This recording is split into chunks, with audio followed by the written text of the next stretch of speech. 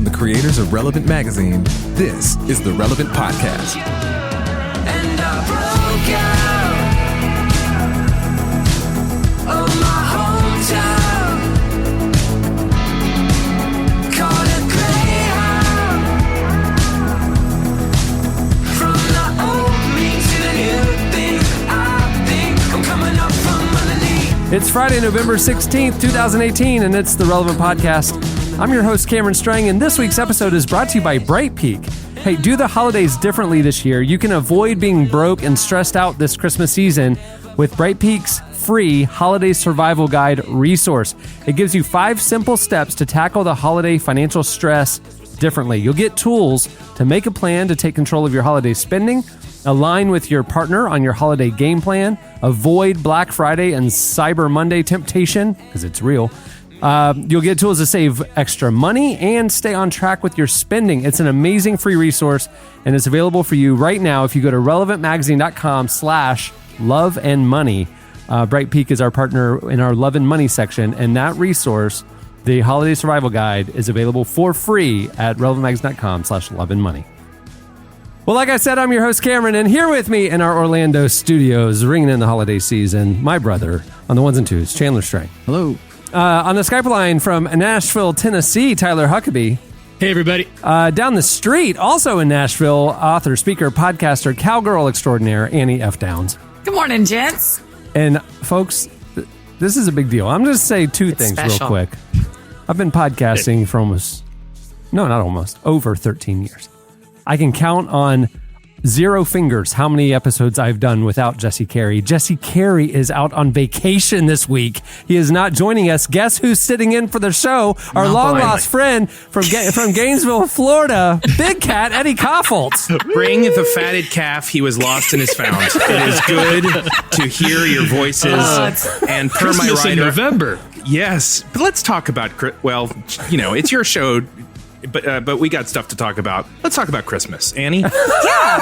Generally, as a general rule, when do you feel like it is appropriate to decorate your house for Christmas? I would say very clearly it's the day after Thanksgiving. Oh, and okay. you?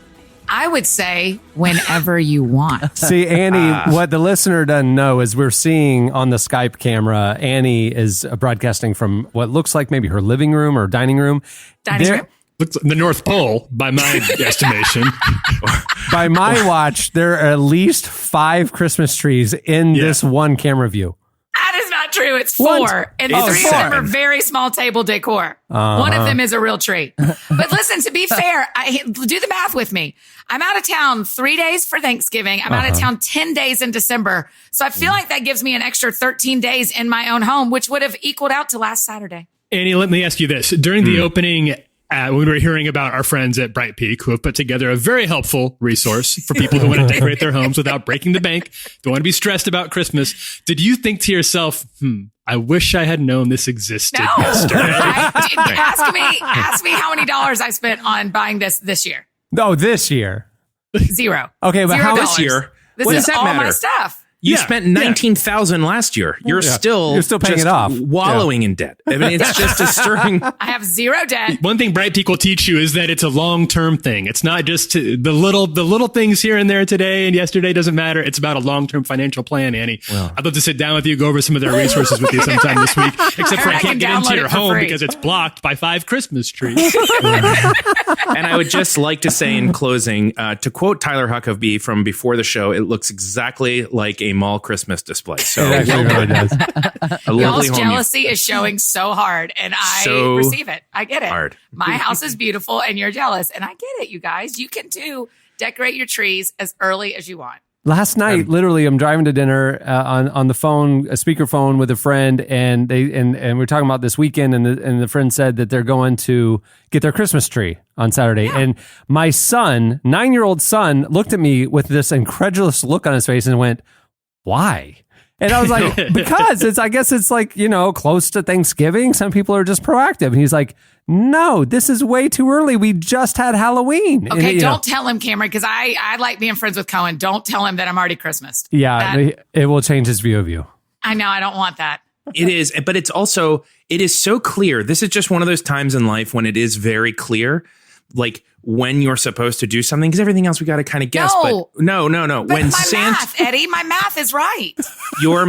your math is flawed. When Santa shows up at the Macy's Thanksgiving Day Parade, you may Oh my begin. God, it's the biggest moment of the year, isn't it? It is the biggest moment of the year. But a moment before that, and this is biblical, a moment before that is blasphemy. That's right. So No. You're Check it disgracing. You're just overlooking the pilgrims. You're overlooking gratitude if you skip You over don't know that. Thanksgiving You don't like know that the Pilgrims can't be here as well. The Native Americans, yeah, the Pilgrims did some erased great from work. your entire holiday narrative. Yeah. Yeah. No, I put them up before Halloween. Again, doing the math of backing up by 13 days. Right. She has had a cornucopia up since Easter. Here in East Nashville, Liz and I were walking down to a restaurant spot, and we walked by where they have the East Nashville like Christmas tree farm, where they bring out. There's a school over here, then the big schoolyard. They bring out all the Christmas trees, and it's already up. And as they're setting it all up, Liz, we're across the street. Liz screams at them, "You guys just left!" I was like, Another Eddie. I mean, Cameron, this is your first Christmas in your new house, right? yeah. Yeah, and so it is for me too. And I was kind of having like, I'm not trying to get serious here. I know better than with you Yahoos, but I was kind of having a hard time like feeling at home here because I wrap haven't. it up. I know. Come on, get to it. I knew when I started that I was going to get roasted to death for this. But the other reason I went ahead and did it is it just, I want to feel more at home in my home, and I have a lot of time off the road this month. And so I wanted to go ahead and start like making more memories in my house. Everybody just roast me, ready, go. No, world's tiniest violin playing over here. I know, keep going. Everybody, You're come winning on, me Cameron, over. Give it to me. Cameron, keep it rolling. We have a great show in store for you today. Today, there's a movie coming out, Instant Family, starring Mark Wahlberg. Guess who's on the show today? Mr. Marky Mark. Mark Wahlberg is joining us. We couldn't track down the Funky Bunch. They might be dead. We don't know. But Mark Wahlberg, Not for lack of effort. That's a long Mark Wahlberg jump there, is here. bud. I assume. Are you doing a live interview from Wahlburger down the street? You know, the Wahlburgers, if you ever go to a Wahlburgers, it's just a normal, hamburger joint, except in the menu, it's like Donnie's favorite, Mark's favorite, whatever. And I'm like, this thing should be dripping with, Wahlberg stuff, right? Well, then you go down the hallway to the bathroom, and that's where all the movie posters are. Really? Yeah. That's where they shove all of Mark's movie posters is in the bathroom hallway. But I wonder if that was in the contract. Like they had to negotiate it. Like Mark wanted it everywhere. Yeah, like outside, on the windows, on the like a outside, like as TGI you're Fridays. walking in. Yeah, just dripping with Mark Wahlberg, memorabilia. Yeah. And Donnie talked him down to the bathroom. Right. And stills of Donnie from The Sixth Sense, just terrifyingly covering the bathroom walls. Gosh, he is so scary. And the Sixth Sense, I'll give you that. He is really scary. Yeah. But he was more scary when I saw New Kids on the Block live last year, and they were living their dreams. That was terrifying. Have y'all seen them live as grown-ups? No. Why would I mean, I've seen them like in photographs. I know. I hear you. I'm just saying it was a lot. So I have 2 scary episodes with Donnie Wahlberg. Why did you buy tickets? Like you went on purpose? Yeah, with my real American dollars. That's right. I thought it'd be great. But the problem is they think everyone's there because we think they're hot and want to date them and things. Dear Lord. You're there for nostalgia. Wrap it up. You're What there. are you there? The art? I'm there because it's funny. I'm there because you're like, oh my gosh, I miss Jesse. How's it going? I do think that New Kids weren't really thinking when they came up with the name. They weren't thinking long term. They didn't see this going. They saw this being like a year-long thing, a year-long career. I had the exact same conversation with JD from Hillsong United about Hillsong Young and Free. I was doesn't that give them a shelf life? And they, a lot of these bands, they're behind the scenes, they are legitimately talking about that. Like, what do we do? Because we have some Young and Free members who are 30 now. Like some of them are still in their early 20s, but the youth group leaders are now older. And so they're saying, they're talking about like, should Hillsong Young and Free just be the youth band or brand, and like they have a revolving cast forever. Yeah, and then, I feel like that makes sense. And then like That would it be a just good idea. Yeah, that's what I think too. I was very encouraging of that strategy. Yeah, So, that's a good idea. yeah. Like Hillsong investing in a Roth IRA. That would be the new band. Just something that really signifies 30. Hillsong looking for a controlled rent place in New York City. Yeah. Hillsong decorating for Christmas in early November. Yeah. Listen, that would be an Hillsong. honor. Let's just watch some Netflix. That'd be nice. We don't need to go out tonight. Hillsong. And free. That would be their name. And free. Hillsong, Netflix, and free is a pretty good. There's something there. Oh my gosh. Oh, that's Hey, so funny. Eddie, you're here filling in for Jesse. Those are big shoes to fill, man. I don't, Impossibly Oh, man. big shoes to fill. you're stepping up. How have you been? How's life in Gainesville? We've missed you. And for all of you who have tweeted those things, it's not a we miss Those Eddie things. and therefore don't like. There's no divide here. We all miss Eddie. Can we all just say that, Eddie? We're so happy you're back. Of course. How We are miss things? you. How's the family? Yeah, and I'm going to just say behind the scenes, this is all a lie. There is some very salacious stuff, and I would continue on social media to poke around for it. You're going to uncover the truth. The truth is, life is pretty busy here in Gainesville. Brienne is doing great in law school, and the kids are in school, and we're just kind of holding it down up here. But it's good. Gainesville, pretty quiet city. Pretty quiet. Like it's Except like on the country- Saturdays. Yeah, on Saturdays it's fun. Sometimes it's fun. Not so much fun if we're like playing Missouri or something. But you know, it's all right. Oh, it was awesome to watch. So, but yeah, doing good up here. And also a part of this has been I mean, Cameron, do you mind if I talk about some behind the scenes contract stuff? Yeah. In my new writer, I won't appear on a show with Jesse anymore. Right. So I didn't want to say that. I thought people could just infer that, but yeah.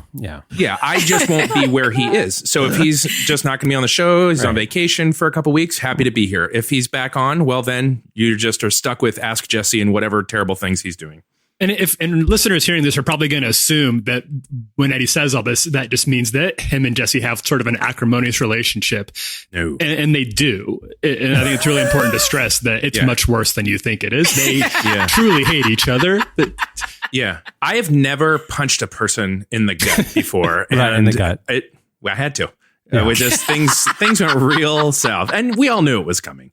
Right? Although, We all Eddie, knew this I got to was say, if you were to punch anybody in the gut right now, you'd probably kill them because you're looking very strong. I think it's a lot of muscle. thank you. I don't have any responses for that. Thank you. I feel very strong. Well done, I think it's Tyler. only because you're seeing me mid torso up. I'm scooted down in this chair. If you saw the whole body, you'd be rest assured. I'm still I'm in seeing fighting the form. arms. They look ready. They look taut. I didn't mean, it's a weird way to compliment somebody to say you look literally lethal, but you do. You look like you're in deadly good shape. And you look like you use very good moisturizer on your face. You have wonderfully soft skin. it's just the cheapest one I can find at Walgreens. But This thank is you. the weirdest Really nice. welcome back conversation. Yeah. This is And very Cameron weird. and I are what? Like just compliment not each other. pretty? Okay, everybody, serious. I think Around you're the horn or don't do it at all. Is what I say. Around the horn or don't do it at all. Andy, I think we all know. Everybody knows that you could kill Jesse if you wanted to in a New York. Nobody's ever doubted that. No one's doubted my upper body strength. Okay, Oh, man. got it. All right, well, moving the show along, it's time for our look back at what happened this week in culture and entertainment. It's time for... In case you missed it. Hey, in case you missed it, this week, Dan Crenshaw and Pete Davidson shared a really touching moment on SNL this past Saturday. We mentioned on last week's show that Saturday Night Live found itself in a controversy when Pete Davidson made fun of former Navy SEAL Dan Crenshaw. In the bit, Pete made fun of the appearance of several midterm election candidates, including Crenshaw, who lost his eye while fighting in Afghanistan. Rightfully so, a joke at the expense of an injured war hero didn't exactly go over well. Well, this week, Pete apologized and then was joined by Dan Crenshaw himself, who not only proved to be a good sport about the whole thing, but had some pretty funny burns for Pete Davidson as well. The crazy thing is the segment ended when Dan was talking about the power of forgiveness, veterans, and why we should look for the good in people. Here's a clip. There's a lot of lessons to learn here. Not just that the left and right can still agree on some things, but also this: Americans can forgive one another. we can remember what brings us together as a country and still see the good in each other. This is Veterans Day weekend, which means that it's a good time for every American to connect with a veteran. Maybe say thanks for your service, but I would actually encourage you to say something else. Tell a veteran, never forget. When you say never forget to a veteran, you are implying that as an American, you are in it with them, not separated by some imaginary barrier between civilians and veterans, but connected together as grateful fellow Americans who will never forget the sacrifices made by veterans past and present, and never forget those we lost on 9/11, heroes like Pete's father. So I'll just say, Pete, never forget. Never forget. And that is for both. Let me say. Can I say something about this? I am a part of the band Hillsong 945 and Asleep on the Sofa, and so I don't see Saturday Night Live anymore. I see it on Sunday, and I have to work really, really hard to not have it spoiled on social media. Right. But AFD. You don't need to be sorry, but you really went to town on this last moment that they shared together. Will you tell everyone how you ruined SNL, but also showed a beautiful moment? Yeah. Well, when I was watching it, I actually watched it the next morning as well. And when I was watching the full clip at the very end, when Colin Jost is doing like, thank you. And I'm Colin Jost. The microphone picks up Pete Davidson leaning over to Dan Crenshaw and saying, "You're a good man. Thank you." And it just almost brought tears to my eyes because I thought, man, this guy just coming on, Dan Crenshaw just coming on and being kind really affected Pete Davidson. And you can see it during Dan Crenshaw's like monologue thing. He mentions Pete's father and Pete's face does this like, did y'all see it? Yeah. He does this like blink. He's like sad. He's a boy who lost his dad at 9/11. Yeah. I mean, I had no idea that was his story. And it explains a lot about Pete Davidson, honestly. Yeah, right. Like, it makes you see him in a new light, like more empathy. It's crazy. Yeah. And I think it's easy to forget that Pete's going through a lot right now with the breakup of. I think everybody agreed that it was sort of an ill-advised engagement. It happened very quickly, but we've all been through breakups. It's very difficult, and it's no fun to be living out your breakup in front of a live studio audience once a week every night, and for him to continue to come out, he's probably going to make. I've made some ill-advised comments and mistakes when I've been trying to deal with the breakup, so I'm not surprised that he has said some regrettable things. But I am glad that it provided us with an opportunity to see what was really a very nice moment on a show that doesn't have those very often anymore. So I've saw it happen live, and Liz and I are both really touched by it. Yeah, I was also up at 11:50 when it was airing. I'm sure you were. Were you buying things on Amazon? Keep going. He was on. His Bright Peak advisor had just called him and said, "I just saw your Bright Peak activity." accountability, yeah. I have a Bright Peak accountability alert set up that if I get on the Instagram shop now button after 2 a.m., I get a call. Literally, So. Dave Bright Peak calls you and says, "Hey, shut down your computer. Shut it down." Right. Sorry, Cameron. Sorry, you were going to say something. No, really good. I love the touching moments too at the end, but I really enjoyed when Dan Crenshaw's phone rang and it was an Ariana Grande song. That was a great joke. Yeah, that was a I good thought joke. that was a great joke. I wish we had behind the scenes on how much of that Pete knew was happening and didn't, because they have rehearsals, right? So, but there were a couple times it seemed authentic. Yeah. There were a couple moments like even when he mentioned his dad, like I don't know that his dad was in the rehearsal. You know, that's what I thought too, Cameron. Those are the two moments I thought Pete didn't totally know this was going to happen. Yeah. And that's why I would like to, in the spirit of that, in the spirit of the holiday season, I want to apologize, Annie, for saying that your house looks like a mall. You don't. That was unkind of me, and it was not reflective of the spirit of Christmas, which I try to hold in my heart this time of year and all times of year. So I hope you can forgive me for my insensitivity. Well, And I would like to just say, Chandler, when inevitably you blow up your own relationship, I would like to appear on the show and roast you and burn you so hard. I'd like to say that. And I will wear an eye patch during it. Oh my god! oh boy. Can we not say that? I've got one in my drawer. Fine, I don't wear it. Fine. It's insensitive. Oh my god. Hey, in case you missed it, this week Pedro the Lion returned with a really emotional Tiny Desk concert. The indie rock legend Dave Bazan hasn't released music under the Pedro the Lion moniker in nearly 14 years. The band's known for being an outlet for Bazan's ongoing journey with faith and doubt. In his lead up to the upcoming release of the album Phoenix, he stopped by the NPR music office for a stripped down performance. Here's a clip. Remember what it was like.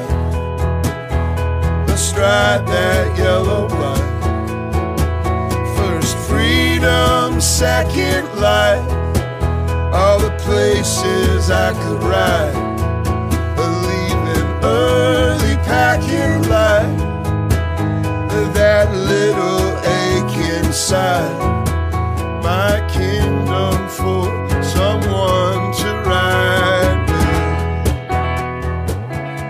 Awesome. I was in the car the other day and I was listening to the indie station and Pedro the Lion came on and I was like, I didn't know there was a new album coming. I was like, whoa. And like, it was like all of a sudden it was 2000 again. It just like, it took me back to Cornerstone. It was a time capsule. It was awesome. Do you guys remember when Pedro the Lion back in like the year 2000 released an album called Winners Never Quit, and it was about Christian politicians who have like some seedy scandals going on behind the scenes, but they use their Christian, like positive Christian politics to put up a front and distract people from it. That was almost 20 years ago that Those Pedro are the did days. that. Yeah. He's been ahead of the curve the entire time. He's been a prophet the whole time, yeah. David Bazan's been there for me for a long time, and obviously he's had he's really lived out a very complicated up and down faith journey for all of the rest of us to see, and he's been very vocal about where he's at and one step forward, two steps back. But I've always appreciated his authenticity. Hey, in case you missed it this week, Fear of God founder and designer Jerry Lorenzo and artist John Mayer sat down for a moving conversation about sobriety, creativity, and mental health with Complex. It got deeply personal about their own struggles as creative people and how they've dealt with success and quitting drinking. During the conversation, Jerry frequently references his faith and how God helped him get through some of his darkest chapters. Here's a clip. I went to one AA meeting. And it was like, hey, my name is Jerry and I'm an alcoholic. And I hated saying it. And that was the last meeting I went to. Wow. You know, just because I didn't want to confess that over my life, you know? Yeah. So my way to quit wasn't by going to meetings. I was still able to quit, 3 years next month. But like you said, it's a personal thing. I am a huge Jerry Lorenzo fan. And John, I got to be honest with you, I'm not musically the biggest John Mayer fan, but that music video he did, it's so funny, of like the mall kiosk thing. I like and like it. Instrumentally, it's really good. It's a good song. Yeah, it's a good song. It just sounds like John Mayer though. When he's singing or whatever. But. He's like, the more I see him, like SNL, if there's a hip hop artist performing on SNL, half the time he's the guitarist in the background. Yeah, Yeah. He's just a cool dude. He's got a pretty cool career. Yeah. I'm kind of into it. I can't remember if it was us talking about this or not, but there are a lot of creatives I know that are quitting drinking. It's a really interesting conversation going on right now of like what it isn't doing for you and what you thought it was doing for you. And was that us? Did we have this conversation? Nope. I mean, I talk to y'all for hours every week. I can't imagine it would be anybody else. I don't recall this conversation, but I've seen studies that say sobriety is actually going up among younger generations. They're drinking less and engaging in fewer risky activities across the board than people like us were when we were their age. Yeah, Gen Z is the most, they're the most sober, the most sexually pure, the most like lowest drug usage, everything. Gen Z coming up is like losers. Let's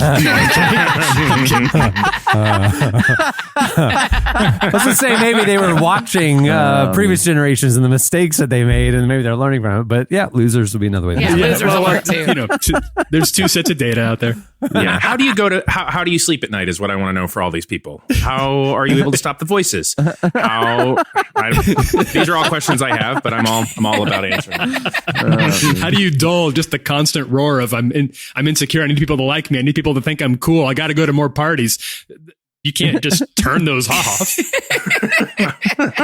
All right. In case you missed it, it was announced this week. It's official. A Breaking Bad movie is actually happening. Vince Gilligan's crime universe is continuing to expand. The Better Call Saul and Breaking Bad creator announced this week that he's working on a new film based on the Breaking Bad story. It's unclear what characters will be involved, but Bryan Cranston told Dan Patrick this week that he wanted to be in the movie and that it closes some storylines left open when the series ended. Bryan said there's a lot of people who felt that they wanted to see some kind of completion to some of these storylines that were left open, and this idea, from what I'm told, gets into these, at least a couple of the characters who were not completed as far as their journey. So there you go. How do we feel about Breaking Bad? Because I was a big fan of how Breaking Bad ended. I was very skeptical about Better Call Saul, but it's ended up being a really terrific TV show that I like a lot. Yeah, I like it. So are we like, has he won sort of our like cautious endorsement of continuing to expand the Breaking Bad cinematic universe, or is it going to be Entourage? Yeah, exactly. I trust him. I mean, honestly, I know. If you look at Breaking Bad, if you look at the first 2 seasons, he thought it was going to be a dark comedy. Like he's talked about this. When he pitched the show, he wrote the show as a dark comedy, which is why he got the dad from Malcolm in the Middle to play the lead. He thought it was just going to be like a messed up dark comedy. And then they figured out halfway through cinematography and the acting chops of the cast and, where the storyline inevitably started to go. No, we've got one of the most gripping dramas in TV history on our hands. And if you look at the show in season 5 from season 1, it's a completely different thing. He continued that trajectory with Better Call Saul, in my opinion. I mean, it hit the ground running where Breaking Bad left off. And I totally trust him with the film. I think it'll be great. Yeah. Had Better Call Saul not been so good, I'd be nervous about this. I agree. But Better Call Saul was, I think, in some ways better than Breaking Bad. And so it's like, well, what are you going to do but it trust didn't the guy? take 2.5 seasons to figure out what it was. And that's why I think it's like maybe superior. I treated Better Call Saul the same way I treated Parks and Rec, where when the first few shows didn't do anything for me, I was out. And then y'all tell me, you should watch Parks and Rec. It's hilarious. Yeah. And I don't get back on board because the first season didn't do anything for me. Well, I mean, Seinfeld was that way. Parks and Rec was that way. And some of these shows just take a couple seasons to find its legs, and it becomes one of the best things in TV history. I mean, Parks and Rec is up there with 30 Rock, Seinfeld. I'm going to, Cameron. It's pretty rare for a show to actually come out of the gates with its general vibe figured out and sort of immutable, and 2, just being as good as it's ever gonna get. Sure. I can't think of many shows where from the pilot on I was all in. That's the only one I can think of. Which one? Bob's Burgers. I thought you said Wahlburgers. I did too. I thought he did too. I was like, you're right, Chandler. You are right. It knew what it was right out the gates. They were gates. on brand from day one. But don't you want that in your art? Don't you want it to evolve? Don't you want it to stay fresh but I and also keep think moving? I want my art to evolve, but I want to like it. I want to like the version of it at the start. I don't want to have to sit through a whole season of something and go well, it's going to evolve into something that I love. I don't know. I mean, Parks and Rec personified the arc, or the evolution of it is personified in the character of Chris Pratt. I mean, he was just this horrible boyfriend who was so stupid he fell in the pit. And then if you look at him at the end of the show, he's just a totally different character, Andy. So, I mean, to me, that's the show. I mean, Chris Pratt's evolution, his character's evolution or transformation maybe is how the show transforms. Brooklyn Nine-Nine is another one that right out the gates was they knew what they were doing. They knew what they were doing. Yeah. That's a good word. You're right. But something to be said for it kind of stayed there. The same people. That's true. But it was also the same people who made Parks and Rec. So they, they already had their experience. Well, there's your Better Call Saul coming after Breaking Bad. We know what we're doing now, and the next show hits the ground running. Yeah. You know what was hard about Parks and Rec, because I just went back and started it again because I haven't seen it since it was originally on the air, is that it gets really, when it starts to get really funny, there's also a long story arc with Louis C.K. and Aziz Ansari. Yeah. And it's like, I'm enjoying these jokes, but it's a little hard to see these guys. It was very weird. Very weird how that kind of changes so drastically over time. I thought 30 Rock, again, I haven't maybe watched the first few episodes in a while, but I mean, I don't recall it taking a while to catch itself. I mean, the banter's there. Alec Baldwin's there. It's pop. The jokes are tight from right out the gate from my memory. Perfect Strangers. Oh, yeah, 100%. Full House. Becky- From day one Day on one. Full House, we knew it was happening. That first episode of Full House is actually one of the best ones. Yeah, you got it, dude. Wishbone came out of the gates with it's a talking dog who reads your literary classics and his human friends, his human companions who have adventures that sort of mirror some plots in those literary classics. That is a blueprint that served it well for season after season and has aged like wine. Downton Abbey, masterpiece, day one. Oh, Downton Abbey. We've never talked about that. That's wonderful television. Well, before you were on the show, I did a pretty long arc of talking about Downton Abbey, and you I've never could seen tell it. that I had alienated the whole podcast crew and audience. Well, Jesse and I have never seen it, so it was like, cool. Have you watched it now, Cameron? No. Why I would enjoyed I? it. I watched the first couple seasons. Really? Yeah, there you go, Wait, Chandler. were you watching it by yourself or with a lady friend? No, by myself. I wanted a new show to get into, and that was like the one that I could Where's think of. Chandler? It's Saturday night. Where's Chandler? He's home watching Downton Abbey by himself. Are you seriously roasting your brother for watching television? No, but By himself that. at his house? Which is what you do 6 nights out of the Yeah, week. but not Downton I Abbey. mean, there are worse shows, you know. Yeah. Yeah. Oh, not down. Oh, so Real Housewives is better? All right. Got it. Mm-hmm. Got it. Now I'm understanding. Good, great. Real point, Andy. Housewives Oh my is gosh. is America's Downton Abbey is what I'm saying. Oh, Yeah. my God. Yeah, Hillsong, Downton Somebody Abbey, make and that Thai a t-shirt. Takeout. Lord. Eddie, I'd like to pitch a relevant podcast spinoff ready. in which I've never seen Downton Abbey, but I will go through it one episode at a time, and I will recap it with you, my Downton Abbey guide. We'll call it Downton Eddie, and you can be the sort, and I'll just like bounce ideas. Like, here's where I think it's going, and you kind of give me like, getting warmer, getting colder about the prediction. Oh, I think can we my just do gosh. this whether we record it or not? I just want to be on the call because this is the content I am looking for in my life. Downton Annie works just as well. It's still there. Downton So we can even go back and forth. Yeah, Downton Annie needs to happen. Yeah. I'm going to just tell you, your heart is going to be torn up by To shreds. the Lady Mary. I mean, it's hard to talk about. Lady Mary's storyline is more than any of us were prepared for emotionally. You know that. If I had a heart left after the end of Wishbone, which really closed his entire arc, I would agree with you. But treaded past prepare. I'd say we're not losing much ground without Jesse right now. This seems like what normally would happen if he was here.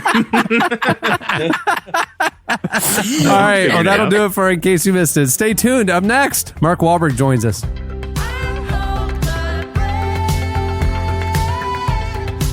I made up my mind. Enter the darkness. Hold on tight. Hold on. Swim to the bottom. Can't see the light. Hold on. I'll not be forgotten. I'll make it alive. You're listening to Loud Forest. The song is Hold On. At the beginning of the podcast, you heard Mainland with Hometown. In the brand new issue of Relevant, which is out now, if you haven't gotten yours, contact us at support@relevantmagazine.com. Oh my gosh. Wow, what a very specific. Let's find a shorter email address. What? How? What? Help@relevantmagazine.com? I guess that would work. We could do that. Hold on. Now I got to set that up real quick. Hold on. Who would ever go to help at? Oh, I see. Everybody. Got her. Oh, yeah. Consider. What would I do? I help? What show? Oh, that's actually great. Thanks. Dang it. Good luck recovering from that burn, Annie. Well, in the new issue, which you should have if you're a subscriber, we spoke at length with actor Mark Wahlberg about how his faith is at the center of everything he does and is an important part of his very busy daily schedule. This weekend, he also stars in the new comedy Instant Family that looks at the importance of adoption and the foster care system. Here is part of our conversation with Mark Wahlberg. Oh, boy.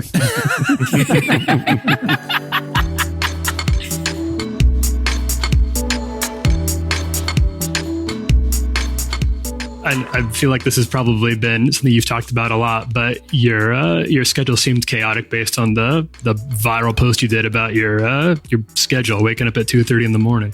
Yeah, I'm tired right now. Got up today at 2:30 and had a workout and did the whole thing. I'm pretty beat right now, but got the rest of the day to go. So. Is that schedule a pretty regular part of your life, or is that just when you're training for movies? Right now, no, it's just for work. I mean, I do whatever I need to do to prepare. So this particular movie that I'm doing, I'm trying to get in the best shape that I possibly can. So I'll do this maybe till about Christmas time, if everything moves ahead according to plan. Has this level of discipline, just being a hard worker, has that always been a part of your life, or did you kind of have to learn, like, teach yourself how to be as disciplined as it seems like you are? No, I think, I realized pretty early on that I was very fortunate, and I had an opportunity, and I didn't want to do anything to mess it up, so I always wanted to be the most prepared and do the best possible work that I could. Based on just your interactions with people you've been around and in all the industries you've been in, do you feel like that's sort of a unique trait to you? Yeah, I mean, I wish more people were more disciplined and more prepared. For some people, they have maybe a bit of a sense of entitlement. For others, they're willing to work really hard and not really getting the opportunity. So it was one of those things where I just felt like, I was very fortunate to get an opportunity, and I was going to take full advantage of it and, work as hard as I possibly could. You're according to that schedule, you wake up, the first thing you do when you wake up is take time for prayer. That's something that I've been trying to do more of, and I just feel like I'm really bad at it. I get distracted, or I don't even know what to pray about. For people who are trying to just be more disciplined, especially with regards to their spiritual lives, what tips do you have? Well, I think, again, for me, it's just the best way to possibly start the day. Everybody's asleep. It's really quiet. So I just start with reading. Once I've read, I kind of think about what I was reading, and then there's so many things that I think about, that I pray about, especially those that are less fortunate, those that don't have God in their life. And then all the responsibility that I have, as a husband, as a father, there are a lot of things that I need help and guidance. And, I think just taking that time, whether it's meditating, praying, whatever you want to kind of file it under, it's just, for me, it's the best possible way to start the day. How do you figure, lock in on what's important, what I need to focus on, and then and especially express my gratitude. Mm-hmm. And then from there, I just kind of go out and try to conquer the day. What do you read? I have a 365-day-a-year devotional book that actually, first time I got one, I think it was probably about maybe 8 or 9 years ago, and it comes from the Philippines. Oh, really? But it's a Catholic book, yeah. And it's something that now, this is like, of all the things that my wife wants to get me for Christmas, she knows that's the one thing that I have to have before the end of the year, to be able to start fresh on the first of the year and not miss a day. So 365 days a year in prayer. There's sort of this stereotype about Hollywood that it'll chew you up and spit you out, especially your principles, the industry just goes through people who come in with a really strong moral compass, with a really strong spiritual compass, and it's not a healthy environment for those people. Has that been your experience? No, I don't think so. I mean, if you get caught up in the whole world of nightlife and all that stuff, partying, I mean, that could happen anywhere. That could happen at the college campus in Middle America. I mean, that can happen anywhere. I think, I'm allowed to kind of go and do exactly what I want, how I want to do it with my personal life and my spiritual life. And, as long as I kind of show up on time and do a great job and, make sure that the projects that I'm a part of are successful, then, people continue to hire me. And, I think there's a connection with audience and people of, Christian faith and people as a whole that can kind of relate to me and identify with me. And, and feel that I'm more authentic in what I do with my professional job and who I am as a person. So I don't think so. I think LA could be a very bad place if you're out at night and you're getting into all that stuff, but getting up in the morning and starting my day off in prayer and going to work out, play golf, and come home and spend time with my family. It's good weather and it's pretty nice, but you could get caught up in that lifestyle anywhere these days. I want to ask you a little bit about Instant Family. We've got a lot of readers who are Christian, take their faith seriously. It's very rewarding, and it's exciting to see like depictions of your faith, even if it's not explicit, but things that you agree with and can support on screen. It seems to me like Instant Family meets that. What do you think this movie would have for those people? Oh God, family is the most important thing.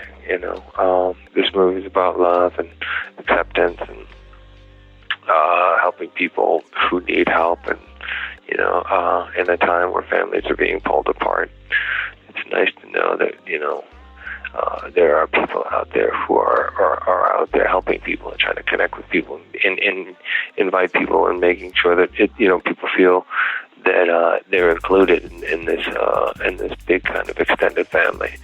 But we have a lot of kids that are out there in foster care and need loving, supporting parents, and it's a funny movie. It's heartfelt.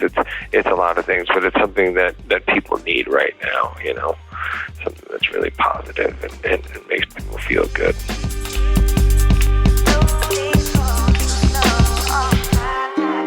That was Mark Wahlberg. Go check out Instant Family. It releases today. Also, make sure to read the feature profile we do on him in the brand new issue of Relevant, available now. And if there's any issues with your magazine, go to please help me find my magazine subscription at relevantmagazine.com / Why hasn't my magazine come in the mail at relevantmediagroup.org? Yeah. Yes. We just set up different email addresses for every conceivable issue. There's a staple missing in the binding of my issue of Relevant Magazine at Relevant Media Group. My address changed, but the apartment number is different. Can you help me at relevantmagazine.com? More like Irrelevant Magazine at Relevant Media Group. No. People get y'all with that a lot. That's a repeated roast y'all get. All right. Very old. Hurts every time. Stay tuned. Up next, your feedback. Wake up, pray up, stay up, wake up, pray up, stay up, wake up, pray up, stay up, wake up, pray up, motivate the trenches. We got them woke, street winning, we give them hope, motivate the trenches. We got them woke, street winning, we give them hope. It can be hard to figure out fair pay for church staff. All too often, it's subjective, which is why we created Church Salary, a new online tool that helps churches determine fair pay levels. With Church Salary, you can quickly determine a fair salary for any role, evaluate the impact church location may have on pay, and generate informative reports for each position in your church. Leave the guesswork behind when it comes to determining pay. Visit churchsalary.com today. And I gotta ride shotgun. Ain't no fun when you ghost ride. To the mayor, I'm gon' slide. And the city, my co-pilot. Nothing but a little more mileage. You don't want the type of smoke I live. You're listening to T Grizzly. The song is Wake Up, featuring Chance the Rapper. Very encouraging hip-hop right there. Okay, it's time for your feedback. Last week, we were talking about the Pete Davidson thing, SNL thing, and we asked you, what are some things you've done or said that you've later had to apologize for? The only reply I saw was somebody saying, I don't apologize. If I'm wrong about something, I double down. I thought someone was quoting Jesse. Yeah, I've seen that one a few times. Yeah. And apparently you guys don't like to publicly talk about things you've done that were so horrible you had to apologize for them. And Maybe think about what that says about you. Everybody have really good stories. Yeah. Apparently not. Apparently people are a little more shy about their horrible things that they've said. So what I was thinking we could do, instead of outing your horrible, apology necessary things that you've done, is take advantage of the fact that Eddie's here and do a modified Ask Jesse and do an Ask Eddie. You guys have been sending in a lot of life questions. We have a certified counselor on the show today, and we thought, why not lob some of your Ask Jesse questions So to are Eddie? you inviting the certified counselor, Eddie, to answer this, Yes. or are you inviting our Eddie to answer this? Yeah, because there's a lot of curiosity, because I really, really feel like I'm not that good a counselor. So I just want to know whether I can sit back and let this be because the counselor, Eddie, is who you've invited, or if I need to be alert and attentive. You need to be alert and attentive. So let's do this. Okay. With combining the two names, it's Ask Andy. Andy. that works. Andy. All right. Ask I'm Andy. into it. All right. I'm okay. into it.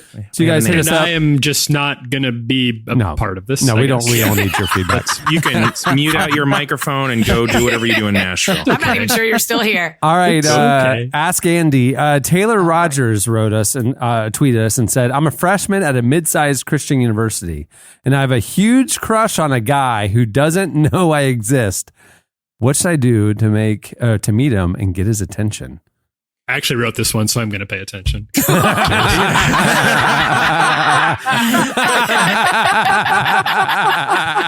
was a great one. Well, it's interesting because, and first of all, good job going to a mid-sized Christian university. Yeah, you don't want the big ones. The big ones are hard to get into. The small ones are a bubble. You just want to be right in the middle. the meaty part of the curve. Yeah. Yeah, just nice and indecisive. You can skip chapel, no one knows. Well done going to the school you go to. Yeah. Good. Annie just texted me what I should say, but I would say that, to quote Annie, I would absolutely just text into a podcast, see if they will answer your question, then take this podcast and just find subtle ways to play it very publicly. So maybe you guys are all in the quad together. You're hanging out there. Your guy's sitting there playing guitar. For sure he Lord, is. I lift your name. He's doing the thing and the group is around him, and it's a mid-sized No, he's doing Christian So university. Will I. He's for sure doing So Will I. Well, it is a mid-sized Christian university. Are you sure that's a mid-sized song? Ooh, maybe. I don't know. Lord, I Lift Your Name on High sounds like the bubble size Christian university. That's right. So because it's a mid-size, and I would just play this podcast everywhere you go, and maybe, just maybe, your fellow will hear it. Annie, would you agree with me that she should never talk to him directly forward? She should never use her Last week God-given I told voice. somebody just go ask him out. So yeah, I'd agree with you. Just stay quiet. Just stay quiet. Stay away. Yeah, very silent. Just let him figure out that you might have feelings and stay as far away as you can, and he'll sort it out and he'll find his way to you. Just terrible advice that we were given all the way through growing up. Right. Because if there's anything we know about college-age Christian guys, it's that they are really, really, they're really forward about being brave and talking about how they And feel. real perceptive honest. of women who are Real- interested in them when they give no signals. Real take charge types. Right. They're not spiraling in their own feelings about predestination and how it's all working out and da-da-da. They're going to understand, hey, there is this incredible person on the other side of the quad. I'm going to go up and ask this person if they want to go get a cup of coffee. So I would just wait and wait and wait. Wait, I'm sorry. Did you just call Joshua Harris? Did Joshua Harris just beep in and give us that advice? Because that's what it sounds like. College Christian guys have really mastered the art of look at her until she looks at me and then look away and then hope she's braver than I am. Yeah. That's dude, that's so sorry. It was a delayed laugh, but that was perfect. That hurts. But I would say my initial instinct for you was go up, chat with him like a normal person, ask him to hang out, see if he wants to spend some time with you. Don't divulge all your feelings right away. Just be normal and ask him to hang out. And then I thought to myself, no, don't do that. Just make it real weird. So play the podcast publicly and see if he picks up on it. Do a Shawshank thing where you put it over the speakers of the entire campus and just play it, and he'll get it. Yeah. He's really answering from the Annie side and the Jesse side, which is exactly what we need from you, Eddie. So keep on. I'm channeling Jesse a little bit. I want to make sure that his voice is always really represented because this is his segment. I want to do him proud. Alexis Lynn Ellis asks, there are so many creative ideas out there for promposals, but do you have any creative suggestions for how to break off a promposal? Wow. These are great equal questions, size, guys. equal, Eddie. This is a equal moment. Yeah. I feel initially the Lord telling me, be passive. So, and this may be lowercase L for Lord, but I would say block on Facebook, block on all social media, return no calls. Don't make eye contact with the person. I would but Eddie, you go to, but a promposal is they are high school students. They go to the same school, I assume. Doesn't matter. So you can ghost them after school, but you're going to run into the dude in the hall. I say if he made a poster, you make a poster. If he drew on sidewalk chalk, you draw on sidewalk chalk. If he baked a cake, you bake a cake. You go hequal on this one and break it up the same way he put it together. Oh, that's so terrible. Do you know these promposals though? Can we talk for real for a second? Are nuts. Yeah. Like, what on earth? Like, it's all just mock marriage. So this is it wasn't enough that you just had to awkwardly figure out. You had to walk up to a locker and say like, hey, will you go to prom with me? That was already the most terrifying thing in the world that you had to do in the normal days. Now it's a whole to do. Like, why are we doing this? It's got to be a viral. It's got to show up on like Kimmel, or it was a failure. Right. It's so much pressure. Everything is like everything's a thing, right? That's my podcast. Everything's a thing. Baby announcements. That's a great podcast. Yeah. Gender reveal. Everything's a thing. It's a 50-50 shot of the 20 billionth person born in like the last 15 minutes. Like, of course it's going to be a boy or a girl. Who cares what color the balloons are? We knew what was coming. I wish the request to ask Eddie to come back on the podcast had been a big viral situation. I wish there'd been some sort of a moment. Like a promposal for him to come back on like this. Balloons, or I don't know, like a jet. You hire a jet to spell it out in the clouds with the. I don't know, Tyler. There were literally 3s or 4s of tweets out there asking me not to come back. To be fair to you, Eddie, that was all from the same 1 or 2 people. So I have my fan. Don't downplay this. Yeah, I have a person or 2. 3 or 4 tweets from 1 or 1 people. Again, my gut told me initially for this person to walk up and just speak honestly to the person that's going to do the promposal and say like, hey, don't. I really... I don't want you to go out on a limb here. I don't want you to embarrass yourself. I feel like I'm not going to go to prom with you. It's already done, right, Cameron? Based on what she said. It sounded like the promposal happened, and now she's trying to like get out of it. Which also, hello, it's November. Why are we promposing? I'm out on this. I'm so out on this. Well, I don't know. I messed up the question. She just has to do a no prosal. So it's exactly what. It's just double down on how embarrassing and say no very, very publicly. Again, maybe playing this podcast loudly. Hey, promposal guy. My name is Eddie. I'm on the Relevant podcast. She's not going to go to prom with you. I am so sorry. You need to ask someone else a little bit more in your range because I think you're batting. He overshot his coverage. Yeah. Annie, would you agree that there's the potential that sometimes these big, really dramatic, like on the basketball court, ask people to marry you, or a promposal situation puts the pressure on the girl to say yes, or the guy to say yes when they maybe would rather say they would have said no if they didn't have the eyes of the world watching them at the moment? Yes, 100%. It is. You will say yes to any public posal, prom or pro, either one. Carol did to Mike Scott at the Dali Festival. Remember, he got up on the mic and Mike. Oh, right, I do remember that. Michael Scott was going to propose to Carol. Oh, and she's like, no, don't. She was dressed as a cheerleader. Yeah. Yeah.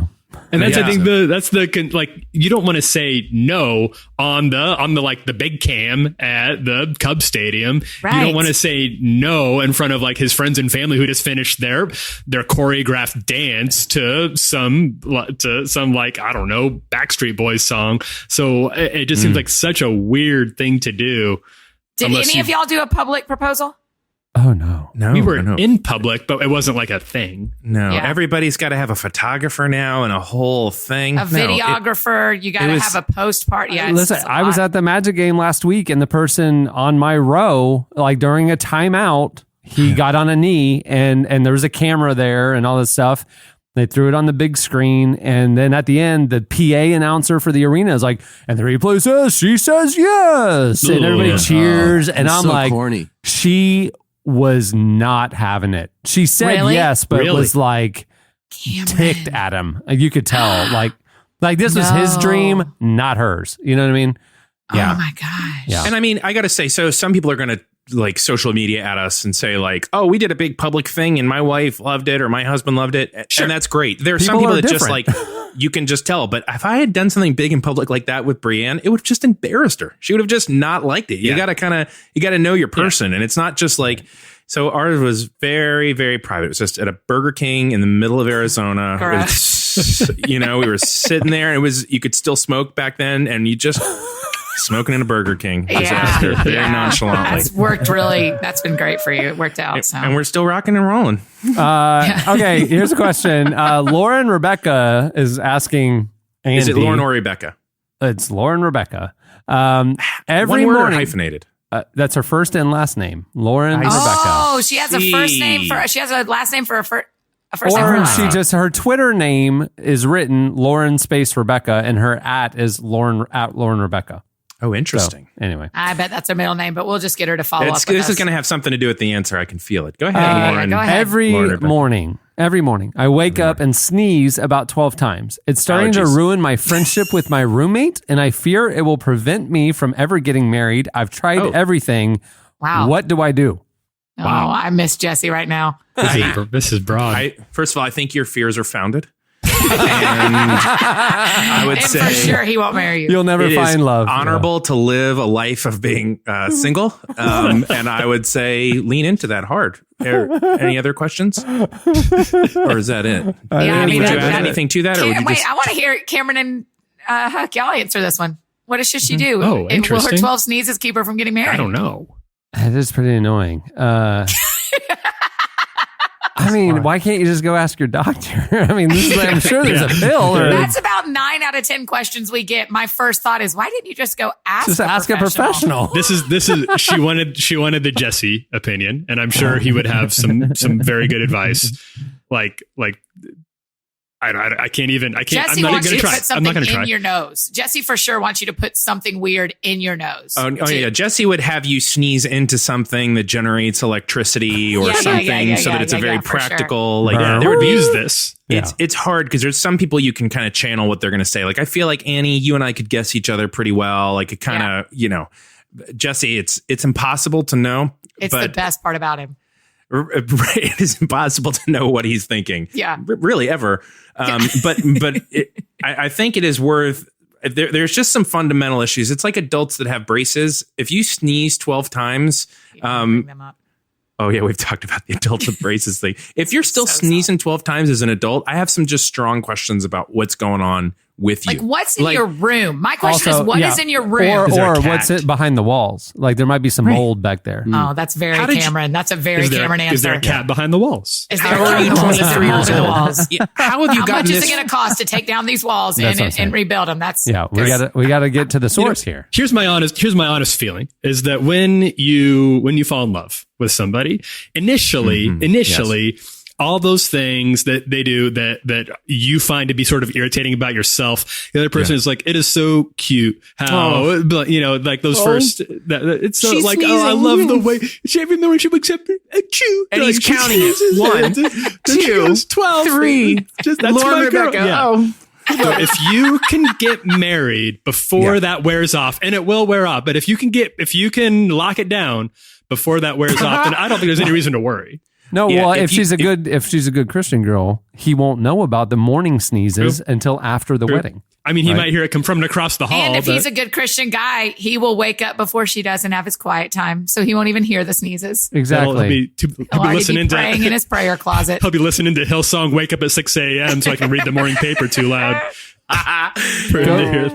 Go stay at a hotel for a few days. See if it's your apartment or you. And if it's your apartment, just know that you need to move when you get married. No big deal. Mighty, just go to Lauren Rebecca, just go to an allergist. Like you've got allergies. You're allergic to down. You like your down pillow. You have allergies. I bet that's it. What if it is purely that she is allergic to her down? And like, if you're worried you're bothering your roommate, ask your roommate. Doesn't she live there? The problem, though, and I hate to get into Jesse territory, it's the 12 sneezes. It's the fact that it's a predictable number of sneezes makes me wonder if it's some sort of like internal coding mechanism to restart or to wake up the trackers or something. You know what I mean? Psychosomatic. My grandpa sneezed in sevens. Rest him. Ooh, amen. He sneezed in sevens. Lucky. I love when things happen in sevens. Yeah. Well, it 12. was very That's like irritating. a sneeze per disciple. I'm not into that. That's too much, Lauren Rebecca. Although my guilt is getting the best of me, we have to say, Lauren Rebecca, sneezing 12 times is not going to prevent you from being loved. So let's just don't worry about that. This is why I knew I could sit back, Cameron. I know. Because Eddie's little black heart beats once every 45 minutes. It's like a little It takes one beat and he says the true thing so that she feels loved and seen. Oh yeah. Well, you just don't want her to actually. I mean, you just don't know. There was just a moment where I'm like, there is a 20-year-old woman sitting in a dorm right now weeping because these idiots have said, "Oh, you're never going to be loved," and whatever. No, your 12. I care about your 12 sneezes only for medical reasons, but you're going to be fine. You don't. You come in from a real place. There could be maybe she had a breakup. Where it's like, I just can't do the sneeze thing. I just you're a great girl. I like you, but God did not call me to put up with a sneezer my whole life. And I want Lauren Rebecca to know that I stand by it. It wasn't the right decision for us to make, but I do wish you well.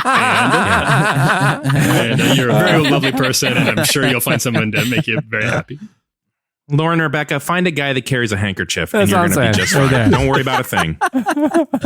Emily Christine asked. She says, "My Why boyfriend." do you keep pulling double name girls today? That's what they're doing on Twitter these days. I don't know. My boyfriend and I have been dating for 2 years. While we 100% intend to get married one day, we're still young and don't want to rush down the aisle. How do we fend off pesky extended family members who will be pressuring us to put a ring on it this holiday season? Hard answer.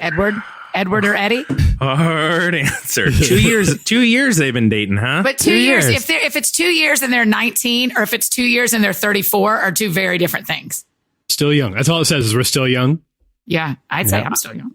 I would say I think I'd like the opposite approach. Instead of figuring out how to explain it, I would lean into it because they're expecting you to push back or to be a little bit awkward or to give some explanation. Right. But I would every time Aunt Mary says, "So is this year going to be the big year, or do you have any New Year's resolutions?" I would just look at her and say, "Yeah, we're going to get married soon. It is really important to us to stop this dating relationship because we know that we are living outside of what God wants for us. And we need to get married in order to be fulfilled." And then I would just look at him and never blink. I mean, what if she went all in and she just went, "Yeah, we're going to get married and then we are going to have kids and then we will buy a house and then we will pick a preschool." And just went ahead and knocked out the next 15-ish years next Thanksgiving. It is so important to us to take the feedback from our family members and really apply it to something as sacred as marriage. Right. And you know what? Thank you for the feedback. Yeah, we're getting married this year. We will let you know when it happens. Right. Thank you. Aunt Mary, are you ordained? Because if so, we can do this right now. Yeah, Aunt Mary is totally Episcopal. Yeah. Alex Lyon asks, "Both my parents and my wife's parents are coming to our house for Thanksgiving." I mean, it's very timely. Mm-hmm. Any advice on how to survive? I would try to start disassociating from your parents. I would try to shut up. I would cut off that relationship. I mean, if you're in your early 20s, it's inevitable. No. I would slowly start to walk away and I would stop returning their phone calls and not invite him over. Annie, did you have something different to say? And what else is he supposed to do? We're talking to Al Lyon over here. What is he going to do? Al Lyon. You tell me. I think you probably just make sure everybody has plenty of space. That's the sensible answer. Just give everybody space. Let everybody have permission to be themselves.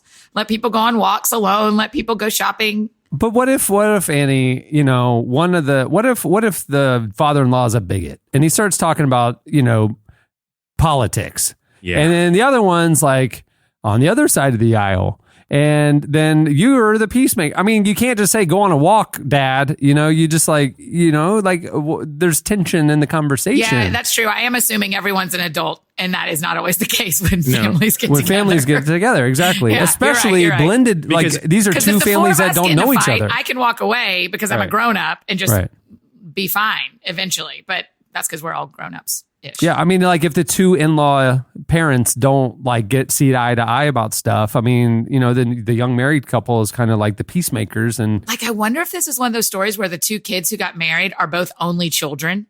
To have both sets of parents coming to this one house, they're like only children, and this is their parents' whole lives. I would say to Al Lyon, I would start planning escapes immediately. So Purposefully Like don't buy tunnels? things. All of that. Just both logical and illogical escapes. So logical. Sorry, forgot the mix for the gravy. Be right back. You're out of there. That's a good one. Out of there. I would say 1 hour. I would get into a game on your phone, right? Maybe download Toon Blast. Really great game. A lot of fun. Get into that, right? Escapism. I would feign an illness. Oh, I'm sorry. I'll be right back. Go and spend a half hour in the bathroom. You could watch all 6 seasons of The Wire. What? In Go your bedroom watch by The yourself. Wire. Yeah. So in just kind of in closing, Alex Lyon, I would say what we've come up Alex with the here. Lion, Eddie. It's Alex the Lion. I believe If you watch Alex Lyon Madagascar. is his name. Yeah. It's, I would say, avoidism, escapism, and Netflix. Yeah. It seems to be where so good luck with the holidays. Good luck with that. Yeah. All right. Last one for Ask Andy. Harrison Brock asks, what's the best piece of advice you've ever been given? Best piece of advice. I'm just letting this one ride. Letting it ride. Yeah, that's a great question because I haven't been given a lot of advice because I think it's pretty clear that I don't want to receive advice and I don't like being told. Well, wouldn't your what to counseling do. professors have given you like wisdom and tips? Oh, and- yeah. I've gotten wisdom on like, being married and stuff like that, like outserve each other. That's a nice little tip in marriage and all that good stuff. Gosh, best piece of advice I've ever gotten. Annie, what do Such you an think? interesting question. I want to hear everybody's Doesn't thoughts on outserve this. each other only work if both of you are doing that? Because like if only one is, then it's And an it's unhealthy codependent. dynamic, right? No, that is the thing. Outserve each other. Yeah, it was. Yeah, but But both it's of like you have to do you that. can't tell the guy that like, hey, buddy, here's the best husbanding advice ever. Outserve each other. Shouldn't it be like you're speaking to the couple together, right? You are. Okay. Yeah, Ephesians 5. That's the whole thing with Ephesians 5 is like their job is to really be outserving of each other, and to be in mutual submission to each other. That was the advice I got from our pastor on our wedding day, and it was actually really helpful in marriage because it put me in check. Because you can't be like, he said submit to me. Because he also told you to submit to her. We're both in Yeah. service to each other, humility This to is each a other. weird path you're on there, Cameron. I was just wondering. Yeah, it feels like something's getting a little bit less about me, and maybe you got 3 fingers pointing at yourself, Cameron.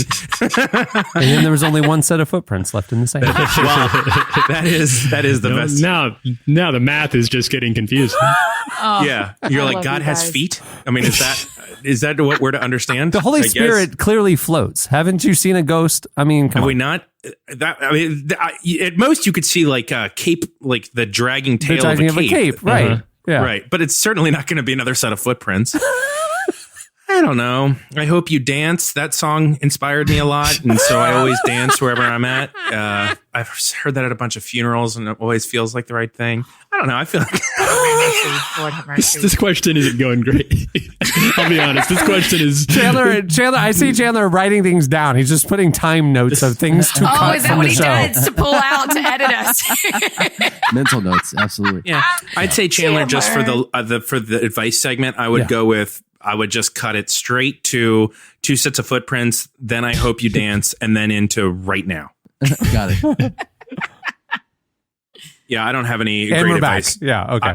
I would have I would say the greatest advice I've ever received is what I'm about to say and listen to myself, which is don't listen to anybody. You are just you do you. That's just you go alone. Don't take any advice from anyone. Next, Annie. Agreed. Advice is for the birds. Don't do it. And I do think I can channel Jesse on this when he said probably the best advice he's ever received is definitely cross borders for illegal fireworks, because you're gonna want to get to a state that has a lot less regulation when it comes to fireworks. Yeah. I feel like that's probably his best advice. Yeah. Well, I got knuckle tats that say never advise. So every time I make fists in the mirror. You have so many fingers. The last thing people see right before I punch him in the face is like, I shouldn't have given this guy advice. He had it right. He couldn't have made it any clearer than he did. There you go. Yeah. All right. Well, that was the debut and finale of Ask Andy. Yeah, I would say that's fair. I think that's good advice, actually, is don't do I think that that's again. the best piece of advice you've given today. Yeah, I wouldn't make this bring that series to order, but it was good for a one time. It's good to pilot it, feel it out, see how the crowd reacts. Hey, y'all are already saying first episodes need to have a little bit of grace because you don't know where the thing's going. True. I think Eddie and I've really got a thing here. That's true. It's interesting. Well, now for our next episode, Annie, will you be in a West Elm storefront every time, or will it just be for this one? That is the highest compliment I've received all day. So thank you. I'll take it. Hey, okay, it's time for this week's editorial question of the week. Hey. Okay, well, we were just talking about some advice for, awkward family Thanksgiving meals. This coming week is obviously Thanksgiving. So we want to know for this week's question of the week, your most memorable, awkward, uncomfortable Thanksgiving holiday family moments. Your crazy uncle or so-and-so said this, or the proposal that happened in the middle of turkey. I don't know. Like there's a ring buried in the gravy. I don't know. Right. Like, that's good. I need those. Just eating your mashed potatoes, you crunch on something. What's this? Pull it out. It's a ring. Oh, that's awful. Yeah. We want those stories. Bring them. The promposal that happened in front of her family, like they're all sitting down at Thanksgiving, and he shows up with his big silly sign and a balloon, whatever. Oh, no. Yeah. And her dad's like, this is the worst part. He's trying to herd a bunch of turkeys into, will you go to prom with me out on the yard? But turkeys don't herd, so it's just like 50 turkeys wandering around. He spelled it out with Mitch is like, dinner served, gets the rifle out, bam, starts shooting them all dead. All right, so your most memorable family holiday or Thanksgiving, particularly, stories. And if it's not awkward, it will not get read. So lean in. Why? Hit us up on Twitter at Relevant Podcast, or you can post your longer stories on this podcast episode page at relevantmagazine.com. Well, many thanks to Mark Wahlberg for joining us. Remember, his new film, Instant Family, is out today. Go check it out. Also, thanks to Bright Peak for making the episode possible. Remember, for their holiday survival guide, resource, how to kind of make a plan and take control of your holiday spending, head over to relevantmagazine.com/loveandmoney to download the resource. It's great, helpful, and free. Hey, the Relevant Store, thinking about the holidays kicking off, Relevant Store is full of podcast fan merch. If you want to get a mug or a shirt or tote bag. I mean, a mug that says, hello, good morning, gents. It's the best. It's the best. I haven't seen this whole thing yet. Did you get your catchphrase really cool, on a mug? actually. That's neat. Store.relevantmagazine.com. Go check it out. We're updating it every week with new products and stuff for you. And there are special discounts and shipping deals for the holiday season. Go check it out. Store.relevantmagazine.com. And if you have suggestions or ideas for merch you would like to see, just tweet us at Relevant Podcast and let us know. I've got some ideas. Hey, the new issue of Relevant is out now. We mentioned that earlier. If you want to read the Mark Wahlberg feature or the Lauren Daigle feature or any of the other great content, head over to relevantmagazine.com. Right now, you can view the digital issue. It's also available on newsstands. And you can subscribe now. When you're at the site, there's a great deal going on, not only for subscriptions, but also gift subscriptions. If you want to give Relevant as a Christmas gift, there's a good deal. It's the gift that keeps on giving, literally. It comes 6 times a year. All right. Well, on that note, we'll wrap things up. Eddie, this was fun, man. Thanks for joining us. It was fun. Good to be home. Thanks, everyone. Yeah. And Eddie, it's really good to see you. It is. It's great. It's fun. I mean, you're no Jesse. Don't get me wrong. If I've got to pick one or the other, I'm for sure picking Jesse. But I'm glad to see you. I'm picking Jesse. I would say the listeners are picking Jesse. Nobody thinks this is a good setup long term, but short term, somebody else has to be on the call. So here I am, and I feel fine with that. I'm a good substitute. It's like this is like Thanksgiving dinner. It's like, oh, there's Uncle Pete. We haven't seen him in a while. Right. Here That's he is, exactly right. Uncle Eddie. Love him. Everybody's like, man, I'm so glad he's here. It's fine that I don't see him more than this, but I'm glad he's here today. This is good. Come back maybe next February. We'll do every couple of months, and I think we're good. Yeah, I got to escape. All right, I'm Cameron Strang. Chandler Strang. I'm Tyler Huckabee. I'm Annie F. Downs. I'm Eddie Koffoltz. We will see you on Tuesday. Have a good weekend, everyone.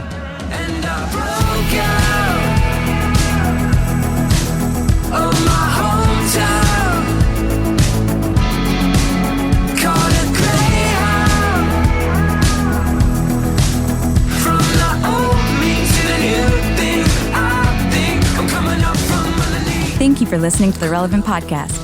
If you like what you heard, be sure to leave us a review on iTunes. Check out other shows from the Relevant Podcast Network in the podcast section at relevantmagazine.com. And while you're there, browse exclusive podcast merchandise at our online store. Make sure to subscribe to Relevant Magazine. Info is available at relevantmagazine.com/subscribe. I used to spend all of my days making friends with enemies, just to drift about the ocean.